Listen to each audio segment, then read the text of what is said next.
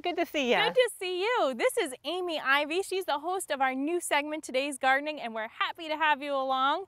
And you're with the Cornell Cooperative Extension. Tell us a little bit about what you do there. Oh, it's really, I love my job. It's so much fun. We get to use the research that's generated by Cornell University and bring that to the people of the around the state. And so we answer people's questions, we identify bugs, we help diagnose when your plants are having problems, and give you some tips that'll help you prevent problems or really grow healthy lawns. We talk about vegetable gardens, flowers, trees, shrubs, everything. You name it, we cover it. And so those are the types of segments that we're going to cover in Today's Gardening right here on Mountain Lake Journal Extra. That's right. And they're very timely. It's going to be great to have it in this format because I'll be able to, if there's an outbreak of a certain pest or a problem, we can talk about it right when it's happening. And address a lump sum of people at once. It'll be a really great way to help us get the word out to people. All right, so what are we going to do today for our first one? Well, there's a huge interest in growing your own food, so let's go look at my vegetable garden. Sounds good. So Amy, this is the time of year when everybody is out in their vegetable gardens. I know for myself, I have radishes and lettuce so far, but I'm still waiting on a lot of my crops. Yeah, well, with the wet spring we had this year, everybody has been late getting their gardens planted, so don't feel bad. Everybody's behind, so we're all in this together. Well, it looks like you have a great bed going right here. Well, this is one of my gardens, and there are parts of it that are better than others, so I'll show you a couple of things anyway. Oh, look at this. Yeah, this is a zucchini plant. And it's in flower now, which is really exciting. So what I like about the zucchini is it's interesting that they have male and female flowers. So this is a male flower, and you can tell it's a male because it's just the flower and there's nothing else below it. Okay. And the female flowers, here's the flower, and it's got a little baby, in this case a zucchini, a little baby zucchini there. And so what happens is we get a lot of calls from people at the office. People say, my zucchini is flowering, but the flowers are just falling off. And there's no vegetable there. Yeah, it's not getting pollinated. What's wrong? But the males will do that because that's all they have to do is make the pollen. So how many zucchinis can you expect typically from a plant? It's pretty amazing. I mean, if you look right now, already I can see 4 starting, and I can see a whole lot of buds coming on too.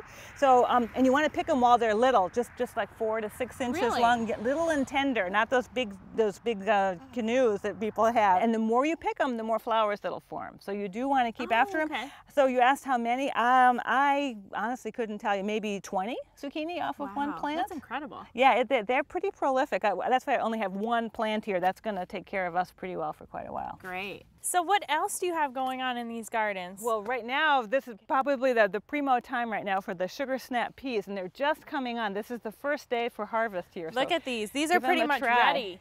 So they're so tender. There is chewy. Nothing like fresh vegetables from your garden. Yeah. So Amy, this garden here looks a little bare. Are we going to do some planting today? That's right. It's time to plant some carrots. All right, let's get to work. So this was from last year.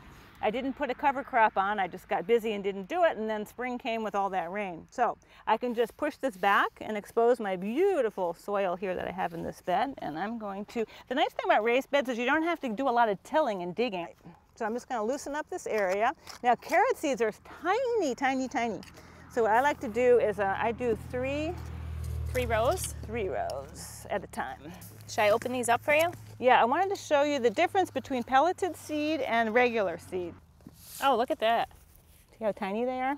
And so when you plant them, they tend to get really close together. Thinning out carrots is a big challenge. A lot of gardeners have a hard time doing that. So they also come in a pelleted form. Oh, I've never seen those. And they're a lot bigger, and they're easier to see when you plant them, and they're easier to space out in the row. Usually what I do is I kind of scatter them, and then I take my finger and spread them out. And you always, whenever you're planting any seeds, you want to plant a few more than you really are going to need because they're not all going to sprout. And then you can thin them out later if you need to. And you have to make yourself do that. That's important. And then I just cover them, not too hard. You don't need to really compress them. You just want to push that soil up around the seed. Carrots take about 2 weeks to germinate. Now you don't have to water those right away or anything? I will. Once I get done doing all of them, I'll water that down, and then away we go. Good to go. Yeah. So there are a lot of ways to train tomatoes, a lot of different methods. The more gardeners you talk to, the more methods you'll find. But this one, this is a sun gold cherry tomato. See all the many little flowers forming here. So there's going to be a whole cluster of those beautiful cherry tomatoes. On this one, I'm going to try and train this up this stake here in order to try to control some of the crazy growth, because these things just grow like a weed. So you can just use anything really for a stake. I mean, this is just a branch off a tree. Exactly. This is just an old sapling, you know, an old dead sapling I found. You can use fancy stakes too, but just so as long as it can support the weight, that's all you need to do. You want to take a look at for the suckers. This whole thing here is one leaf, this whole thing. And then this in the axil where the main stem and the leaf is, this is called a sucker, and this grows into a whole plant. It will make flowers too, but it will compete with this stem here. So you're going to take some of these off? Just pinch them. So you just pinch it right off? Yep. Now some people will grow these in a cage and just let everything go. Right. But you end up with such dense growth, a lot of leaves. So when a disease comes in, the disease really takes off because it's all crowded and cramped and humid in there, and it really makes ideal conditions for a disease. So I like training them up so I can see them better, and I find that the energy is more focused and the fruit comes on a little more quickly that way. Okay, so what do you use to tie these with? So what I'm going to do is I'm just going to use plain old jute. You can get it in a color. I kind of like it when it's green because it blends in a little better. Okay. But what I usually do is I'll do it like, oh, thank you. You're welcome. I do it like a figure 8 around the stem and then around my stake. So what else could you use to tie these off with? You can use, I've used strips of like sheets, you know, rags, old t-shirts. You want something that's a little bit flexible. You don't want to use wire, something that's going to cut in. Right. This stem is going to keep growing and getting thicker as the summer goes on, so I don't want to put it really tight against this. I just want to, you know, I want to leave a little room for it to grow. Yeah, see, so there's a little bit of wiggle room, but there still is some nice support there. It's going to hold it, yeah. Well, thank you so much, Amy, for all the tips today. You're welcome. We really look forward to having your gardening tips on every couple of weeks. I think it's going to be great because as the summer goes on, there's always different things happening and different things you can be doing. Absolutely, and we can come to you and say, what do we do about this? Yeah, so that'd be great. All right, well, thanks, Amy, for having us. You're welcome. And we'll see you soon. Sounds good.